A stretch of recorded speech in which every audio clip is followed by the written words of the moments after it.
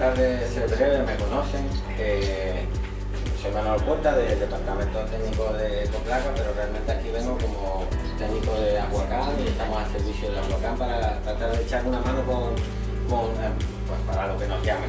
Entonces, bueno, la verdad es que yo agradezco la invitación porque realmente esto de la reserva de la biosfera nos atrae un montón desde el punto de vista de que nosotros entendemos la agricultura desde el punto de vista de que ustedes tienen que interaccionar con el medio ambiente, son los que están cuidando el medio ambiente realmente, ¿no? Y a veces parece que el agricultor se le penaliza porque está como alejado del medio ambiente, como que vive a espaldas, y son ellos quienes han mantenido de toda la vida el medio ambiente, ¿no?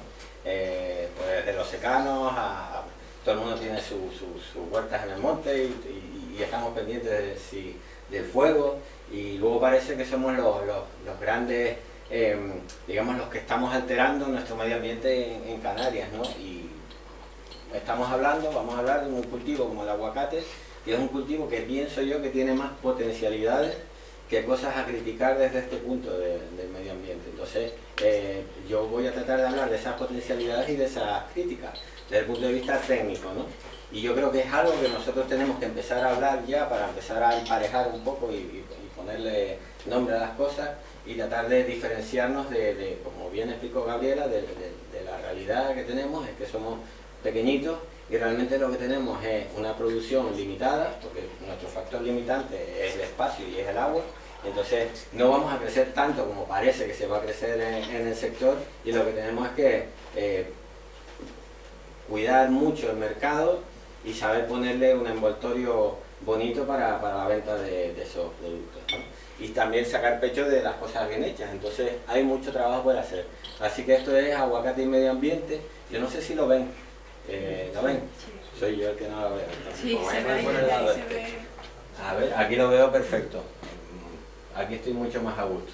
Realmente hay 4 cosas que hablar. Contextualizar cuál es la importancia de este cultivo y contextualizarlo en el medio ambiente. Un poco hablar también del factor más importante, que es el agua, y cuáles son los factores de crítica a ese aguacate, a ese cultivo del aguacate, el impacto que podemos hacer con nuestro manejo del cultivo en cuanto al suelo, a la biodiversidad y al paisaje, que son los aspectos que más le importan a la reserva de la biosfera, y cada vez más a los clientes. Y luego, por otro lado, la generación de residuos, de recursos generados tanto en cultivo como empaquetado como en la cadena de distribución, y sacar unas pequeñas conclusiones. Lo que les va a interesar es lo que les va a hablar este señor, que lo tenemos que recuperar en el sector para que trabaje con nosotros, que les va a hablar de fertilización, y yo veo el entorno que hay aquí, son todos agricultores profesionales o los que conozco, entonces les va a resultar lo más importante del día, la charla de aquí de Eduardo. Bueno, hay que cuestionar la palabra oro verde, ¿no? Porque el aguacate ni es tan oro ni es tan verde, ¿no? Y a nivel mundial, sobre todo, ni es tan oro ni es tan verde. O sea, se están creando unas economías y unas falsas expectativas con el aguacate, y hay que hablarle claro a los agricultores y decirles a lo que se están enfrentando, ¿no? Entonces, bueno, la gente ve esos precios sin saber tampoco cuáles son el contexto económico, que tengamos una orden del gobierno de Canarias maravillosa, bueno, viene de España, pero está estructurada en el gobierno de Canarias, que te dice que no se pueden importar tropicales, y es maravillosa para nosotros desde el punto de vista de la protección de plagas y desde el punto de vista de que nosotros somos autosuficientes en Canarias en cuanto a aguacate. Y eso es soberanía alimentaria, que está bien, porque hay un montón de sectores que siempre están hablando, no, hay que aumentar la soberanía alimentaria. Somos soberanos en cuanto a aguacate, entonces es un punto que ya tenemos que defender, y le damos vuelta a los conceptos.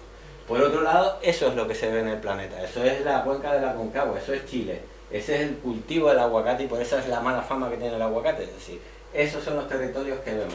Grandes plantaciones donde se hace acopio del agua, que es privada, y echando a indígenas de las zonas de producción, con unas productividades medias, bajas, y afectando un montón a lo que es el medio ambiente. Y esa es la fama que está cogiendo este cultivo. Sí, que es un alimento chachi, porque los vegetarianos es súper bueno, los veganos y tal, y sustituye a la carne, que es verde, que no estás comiendo esas carnes, pero aquí se está creando un sistema que no tiene ningún sentido, ¿no?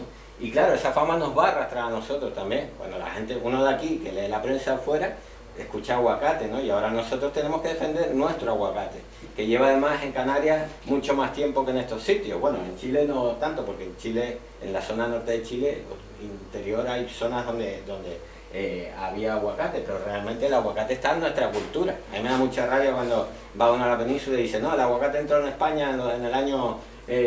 por Málaga entró en los años no sé cuánto, y dice, pero muchachos, si el aguacate lleva aquí con nosotros toda la vida, somos los máximos consumidores de aguacate de Europa. Entonces, bueno, pues nosotros sabemos cultivar aguacate. Y uno se asusta cuando ve estas cosas y se hace una pregunta de cómo podemos diferenciarnos de estas cosas. Eso es Kenia. Eso es un viaje que fuimos hace muy poco, hace 3 años, fuimos a hablar del plátano de Canarias y a mostrar las bondades desde el punto de vista agronómico, y esta gente estaba arrancando flores para poner aguacates, ¿no? Tienen unas superficies increíbles y ya están creciendo como cultivos, son capitales que vienen mucho desde Inglaterra, y bueno, ya hay artículos por ahí diciendo que le están poniendo vallas a los elefantes y que se están cargando a los elefantes. Es decir, la opinión pública está pendiente de cómo se manejan los cultivos, ¿no?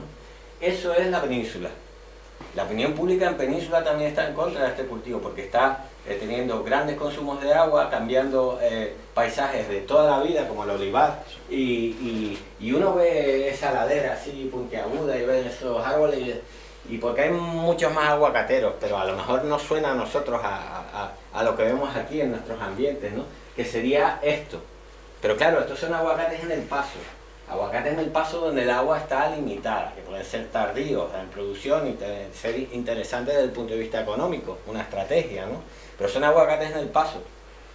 No nos podemos olvidar nuestro secano, ni la interacción que tienen nuestros cultivos, ni la importancia de otros cultivos, porque estamos ante una moda y todo el mundo quiere plantar aguacate. Entonces yo este año me he tenido que ir a Fuerteventura, a Lanzarote, a decirles que no planten aguacate, porque están vendiendo plantas de aguacate a 40 euros, porque tienen aguas depuradas y aguas desaladas, y entonces tienen agua a cascoporro subvencionada, y entonces hay que plantar aguacate porque es el mayor negocio que hay. Se hacen las cosas mal y después vienen los problemas, ¿no? Y eso es lo que anuncian. 5 beneficios del aguacate. Elige el mejor aguacate del mercado. Garden Center en Fuerteventura. 20 euros la planta. Toda la planta que no hemos puesto nosotros, que no hay, o sea, la que estaba enrollada y tal, esa va a Fuerteventura y es la que hay que plantar, con esas condiciones de suelos y aguas malas, ¿no? Y luego otras cosas. Ya empiezas a ver en prensa, el aguacate ya no es el oro verde. La sequía, subidas de costes, es decir, a la gente hay que explicarle las cosas de forma real, ¿no? Y cuanto más nos acerquemos a la parte más, digamos, natural del cultivo, menos costes tendremos, menos problemas tendremos de incertidumbres, ¿no? Y entonces por ahí quería versar. Entonces empecemos por el tema del agua.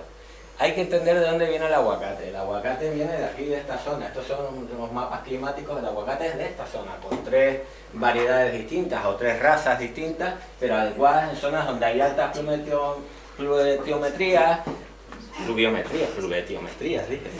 Hace calor, es en zonas digamos, donde hay suelos volcánicos, que se parece a lo nuestro, donde hay bastantes lluvias, suelos con bastantes materias orgánicas, ¿no? Y nosotros nos podemos a pensar de dónde se da el aguacate y decimos, coño, pero si tenemos aquí, en la Reserva de la Biosfera de La Palma, tenemos bosques de familiares de los aguacates, de una planta antigua que crece de forma natural, ¿no?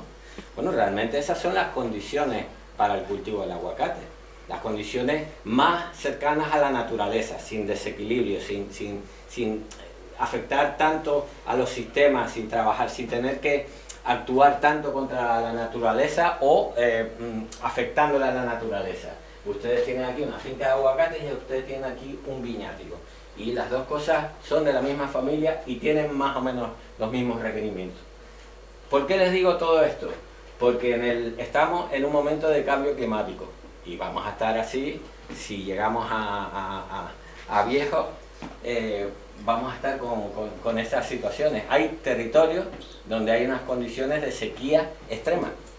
Entonces, en algunos de esos territorios se está planteando poner aguacate, con lo cual nosotros que tenemos en algunas condiciones de nuestros sistemas isleños donde el agua es un factor limitante, pero tenemos condiciones para el aguacate, estaríamos en mejores condiciones que esos sistemas y nuestro aguacate será más natural, ¿no?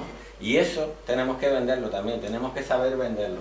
Entonces existe, digamos, métodos ya por los supermercados o métodos por digamos, los países a la hora de importar o no un producto, que son métodos para medir la huella hídrica de cada producto, ¿no? Y la huella hídrica nuestra va a ser más baja que el cultivo del aguacate en otros lugares.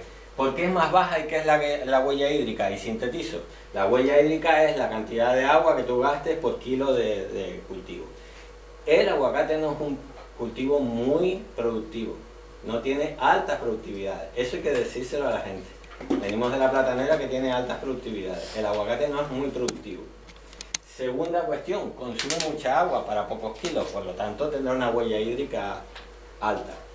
Cuanto más se exporte, más es la huella hídrica, porque en la huella hídrica en el cálculo se calcula también los insumos y la lejanía de los mercados, como si fuera la huella de carbono.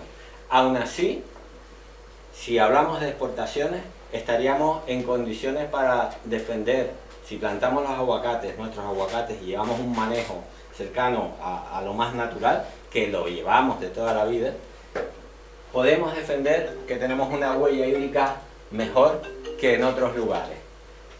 Ahí tienen ejemplos de rendimientos y consumo de agua de riego por hectárea y año. Esto es España, que nosotros ya vimos que no afectamos a ese dato porque somos un porcentaje muy bajo. Nosotros estamos todavía más bajos que esas cantidades. Y en eso tenemos que trabajar desde Aguacán en el futuro para evidenciar que nosotros somos más rentables desde ese punto de vista. Entonces, no hace falta ser técnico para entender esto.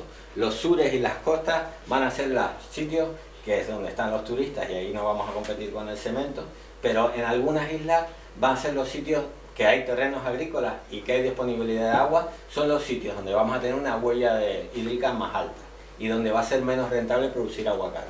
Los nortes y las zonas en menos condición de viento, menos digamos, áridas, esas van a ser las zonas más productivas y en mejores condiciones para producir aguacate en relación al resto del planeta.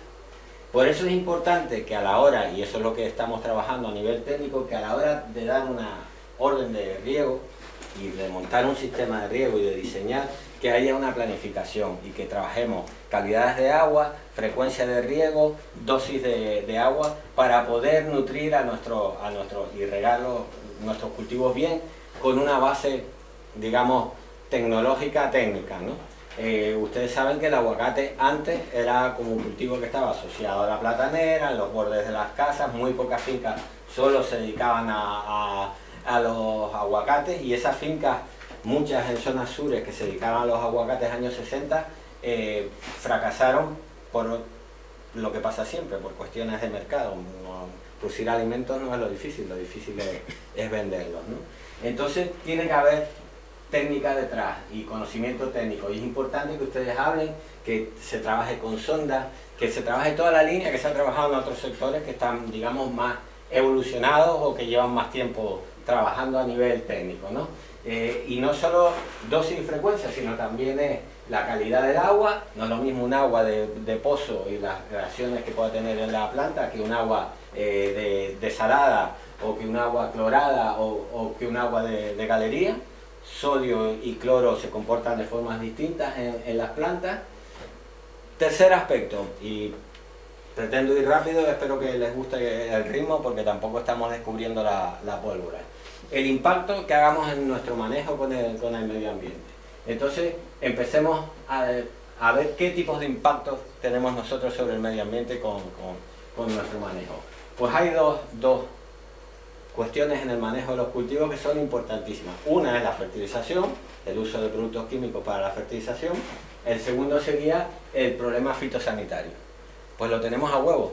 No tenemos fitosanitarios registrados para este cultivo, prácticamente no hay, y nadie se ha arruinado todavía, y se están pidiendo autorizaciones excepcionales, y ya les explico Gabriela. Y por otro lado, es un cultivo, ahora verán cómo se hace un plan de fertilización y cómo se trabaja la fertilización en cultivos muy profesionales de Canarias, pero no es un cultivo que sea tan exigente como otros cultivos, ¿no? Y haciendo las cosas bien, pues no nos pasará lo que suele pasar en otros lugares, que nosotros podemos vender que lo hacemos bien y en otros lugares no lo pueden hacer. Por ejemplo, les pongo ejemplo, Murcia, el Mar Menor, eso está a cada momento hablando de contaminación de nitratos. Les pongo otro ejemplo como está pasando con las fresas en Huelva, y así cada vez hay más ejemplos. Sale a la prensa alguien a decir que los aguacates de Canarias son contrarios al medio ambiente, y nosotros tenemos argumentos para defenderlo y darle la vuelta a esos razonamientos, y eso es importante que se vea. No es una tontería lo del exceso de nutrientes y lo que está pasando en Murcia. Al final hay dos cosas que a nivel medioambiental el exceso de nitratos provoca. Por un lado está el tema de la eutrofización de las aguas. Al final pues hay variaciones en las moléculas del nitrógeno que aplicamos. La planta no toma todo el nitrógeno que aplicamos y ese exceso va al acuífero. En lugares donde el acuífero no es como el nuestro, eso va al agua de abasto, y el agua de abasto crea problemas para la salud, y eso está más que demostrado, ¿no? Y por otro lado hay otras teorías que están más que demostradas, que es la atrofobiosis, que tiene que ver con que cuando uno le da un exceso de nitrógeno a los cultivos, más aparición de plagas hay, porque para, digamos, la planta es más fácil detectar que esa planta chupando, digamos, que nutre más. Es como uno cuando se va a un guachinche allí a comer y dice, bueno, me mando el plato de garbanzas y el plato, pues las plagas saben elegir, ¿no?, entre una cosa y otra. No me voy a poner a hablar de estas cosas. También el impacto sobre las aguas o sobre el medio ambiente puede ser un mal uso de las materias orgánicas, y no cuando los estiércoles no se compostan o no hay esa relación con la ganadería, y esos son problemas que ocurren en cada isla de una forma distinta. Hay un problema muy grave con la cantidad de gallinaza de las granjas de gallinas en otras islas, y son problemas que pueden causar mala fama a un sector por hacer las cosas mal. Y ustedes se acuerdan de cuando los barrancos se llenaban de plátanos. No me voy a meter en camisa de once varas. Por eso el gobierno de Canarias generó esta normativa a base de detectar cuáles son esas zonas vulnerables al uso de nitratos, y existen zonas vulnerables. Hay zonas donde está limitada, digamos, la cantidad de nitrógeno que se tiene que aplicar en todos los cultivos, no solo para platanera, sino también ocurre para el aguacate. Y eso es importante también, y ya que estamos hablando de ordenación del territorio, de reserva de la biosfera, que se tenga en cuenta que siempre se echa al agricultor la culpa de que es el que contamina. Sin embargo, los pozos negros y todas las cosas que hay por ahí que también van al acuífero, eso no se tiene en cuenta, ¿no? Y entonces, bueno, yo aquí quería dar ese bariscazo también de alguna manera.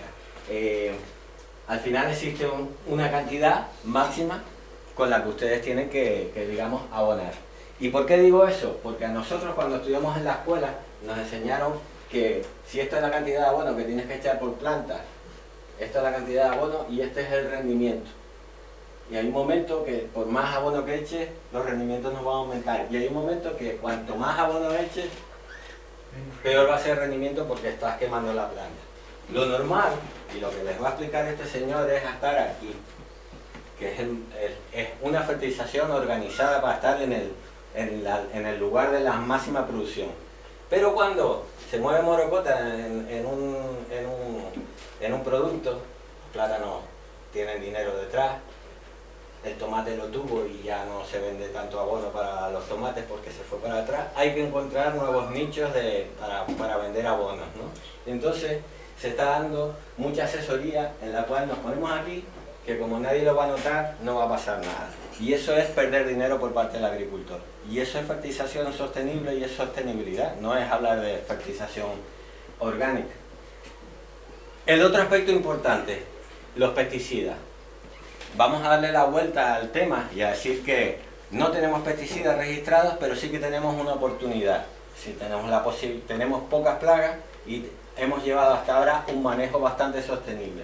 Entonces, nosotros presentamos en Sanidad Vegetal, para la revista Fitoma, presentamos en un congreso un estudio que hicimos en el cual planteábamos que hay que darle la vuelta al sistema, porque nuestras fincas de aguacateros no están muy cerca de la naturaleza, y lo que hay es que naturalizar los entornos, acercarlas a la naturaleza. ¿Por qué? Porque Todos estos elementos que fueron detectados solo en una finca de aguacate están ahí para echarnos una mano y ayudarnos con el tema de plagas si hacemos las cosas bien. No solo se trata de registrar productos, sino trabajar en la línea del control biológico por conservación. Es decir, que ustedes metan biodiversidad en las fincas. Y que una finca de aguacate tenga algo de hierba no le va a bajar mucho la producción al aguacate, pero sí les va a traer muchos enemigos naturales, no va a haber competencia por nutrientes porque eso está más que estudiado y entonces les va a servir a ustedes para naturalizar ese entorno agrícola. Por eso nosotros hemos hecho, aparte de todo esto, el registro del Movento a utilización excepcional, pero nos han puesto unas limitaciones. Porque al final el Movento tiene unas limitaciones en tiempo, una utilización por 4 meses, con unas dosis y una posología, como cuando uno se toma un jarabe. Es decir, ustedes tienen que tener en cuenta a estas señoras, que estas señoras son importantes para nuestro cultivo. Y eso también es medio ambiente y respeto por hacer las cosas bien. Así que a la hora de utilizar el Movento, que todos dijeron, cuando aquí antes se dijo, el Movento, ¿quién está tratando con Movento? 5 minutos. Todos dijeron que todo el mundo estaba tratando con Movento, con lo cual todo el mundo está tratando con Movento. Pero yo lo que espero es que todo el mundo que esté tratando con Movento esté tratando porque tiene cochinilla y que hayamos hecho el trabajo bien. No esté tratando por Movento porque hay que tratar por Movento porque es lo que está registrado. Porque esas fincas van a tener problemas después. Porque el Movento sí que está estudiado que produce desequilibrios en esos factores que hemos hablado. Es decir, la clave es que en ese monocultivo de aguacates ustedes metan biodiversidad y que esa biodiversidad tenga sus funciones. Ahí nosotros en este estudio pues empezamos a sacar las posibilidades de toda esa biodiversidad que teníamos en las fincas, ver qué nos aportaba, ¿no?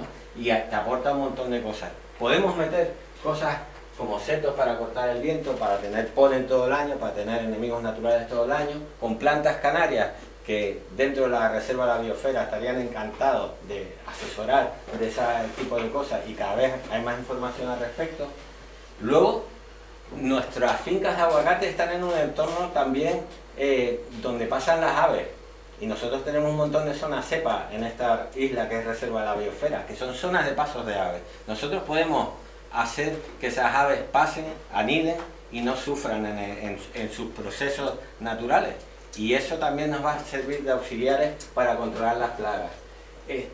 Con tonterías como esta, montar un sitio donde ellas aniden, poner nidos, adaptar, digamos, nuestra finca a ese tipo o aprender a no pasar una desbrozadora en el momento en que están anidando de algunas especies, ¿no?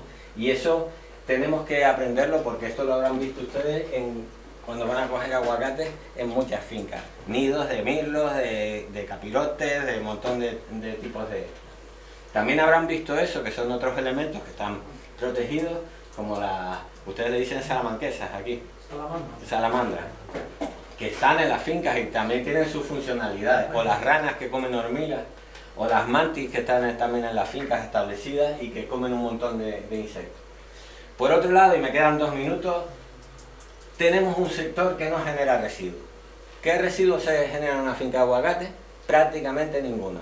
Los restos de poda son material vegetal que se puede utilizar en las mismas fincas. La leña porque no es buena y hace humo, pero uno se la lleva, cuando hace un tenderete se lleva un poco de la leña de cuando corta.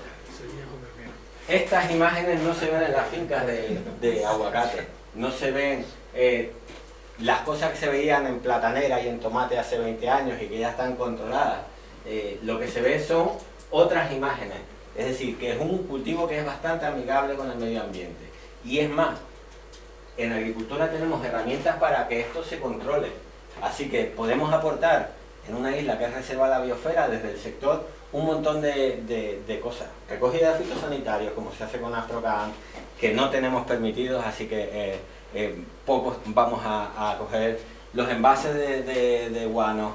Todos esos elementos que se utilizan en finca los podemos utilizar. ¿Cómo se recoge la fruta en finca? No hay plástico por medio, se recoge en cajas y las cajas se reutilizan. ¿Qué pasa en el empaquetado? Hay un cepillado, no utilizamos agua que va al acuífero, es decir, estamos en una posición súper ventajosa. En otros sitios los limpian y los meten 90 días para que lleguen a a Japón y les pagan una pasta por ellos, pero quien gana es el que está en medio de todo eso, no el agricultor, ¿no? Pues nosotros tenemos un sector bastante sencillo. Al final, ¿cuáles son los principales factores que vamos a tener? El plástico, el envasado, los cartones, y eso en toda la cadena. Pues es importante que empecemos a trabajar con plásticos como se está haciendo en Platanera, con plásticos reciclables, con un tipo de bandeja que el consumidor identifique que estamos trabajando a un nivel medioambiental, digamos, equilibrado, ¿no?